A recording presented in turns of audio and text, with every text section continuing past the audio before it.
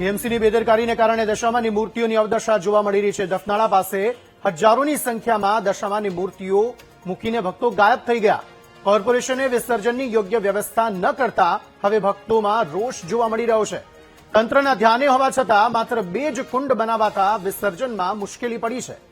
જ્યાં જગ્યા મળી ત્યાં મૂર્તિઓ મૂકીને લોકો ચાલતા થયા હતા। કોર્પોરેશનની ટીમે તમામ મૂર્તિઓને હટાવવાની કામગીરી શરૂ કરી છે। 2500થી વધારે મૂર્તિઓ મૂકીને ભક્તો રવાના થઈ ગયા। ભક્તોએ કોર્પોરેશનની કામગીરી સામે નારાજગી વ્યક્ત કરી છે।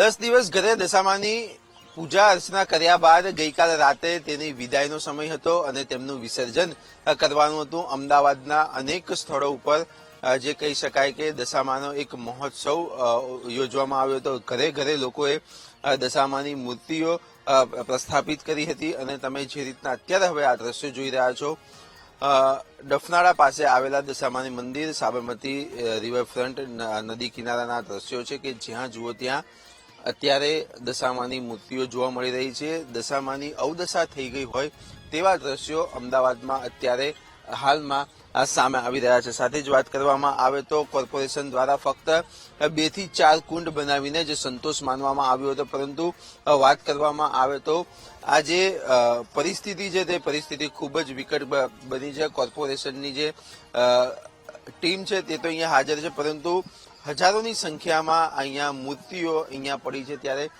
જે દશામાના ભક્ત છે તેમની સાથે વાતચીત કરીશું। તમે 10 દિવસ પૂજા વિધિ કરી ઘરે, હર્ષો ઉલ્લાસ કર્યો હશે અને અત્યારે આવી દશામાની પરિસ્થિતિ છે, દુઃખ થાય છે તમને?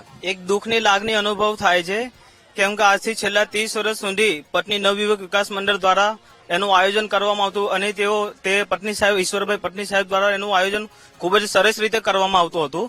પણ રિવરફ્રન્ટના નવનિર્માણ દ્વારા આ સ્થિતિ જે એવી સર્જાઈ ગઈ છે જેથી કરીને અમે માતાજીનું મૂર્તિનું વિસર્જન સારી રીતે કરી શકતા નથી અને આટલા બધા દશામાના ભાવિ ભક્તોનું ઉમટી આવી હોવા છતાં પણ આટલા 2 કુંડો એના માટે પર્યાપ્ત નથી। જેથી સરકારશ્રીને મારી એટલી અપીલ છે કે ભવિષ્યમાં આવનાર વર્ષોના અંદર પણ સારી રીતે મૂર્તિની વિસર્જન કરી શકે એના માટે વધુ પડતું કુંડોનું નિર્માણ કરવામાં આવે, જેથી કરીને રાત્રિ દરમિયાન ભાવિ ભક્તોને હાલાકીનો સામનો કરવો ના પડે। તેથી સરકારે એની નોંધ લેવી જોઈએ। આ કેટલી મૂર્તિઓ આવી પરિસ્થિતિમાં, જે ખરાબ કહેવાય ગંદી પરિસ્થિતિમાં ગયા, કેટલી મૂર્તિઓ હશે ગણતરી કરીએ તો? ભક્તોની ગણતરી કરે તો અને એટલા મૂર્તિની પણ ગણતરી કરે તો લાખોની સંખ્યામાં હોય છે। જેમ કે મૂર્તિનું વિસર્જન ખાલી અહીંયા સુધી જ નથી થતું, જ્યાં પણ ભાવિક ભક્તોને જ્યાં પણ જગ્યાએ નદીના પટ બાજુની જ્યાં જગ્યા મળે ત્યાં સુધી એનું વિસર્જન કરવાના એનો એક હેતુ લઈને આવતા હોય છે। જો કે પોલીસ પ્રશાસન અને એનડીઆરએફની ટીમના દ્વારા વિશેષ વ્યવસ્થા નથી। જો કે એક ભાવિક ભક્તોને એક દુઃખની લાગણી અનુભવતી હોય છે, જે કે અહીંયા કરી કચરાની ગાડી આવતી હોય છે, ભલે એક નાની ગાડી આવતી હોય છે, એ ધાર્મિક વસ્તુને સ્ટોર કરવામાં આવતી હોય છે, પણ ઇન્ટેન્શન તો એવો જ થાય છે ને કે અમારી મૂર્તિ અમારા કચરાના ડબ્બામાં જાય છે। એક લાગણી સાથે અમારે દુઃખની લાગણી અનુભવતા અમારે ત્યાં અહીંયા વિસર્જન મૂકીને જવું પડતું હોય છે। તો આ જે દુઃખદ કહી શકાય, આ જે તમામ જે મૂર્તિ છે તેને હવે કચરાની ગાડીમાં ભરવામાં આવશે અને જેના કારણે ભક્તોમાં પણ ખૂબ રોષની લાગણી છે।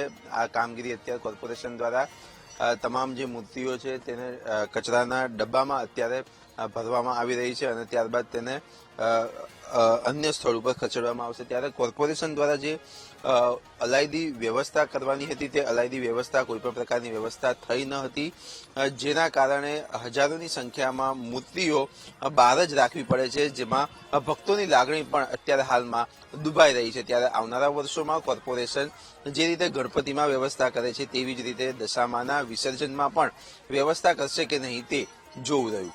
કેમેરામેન અજય પટેલ સાથે પાર્થ જાની, વીટીવી ન્યૂઝ, અમદાવાદ।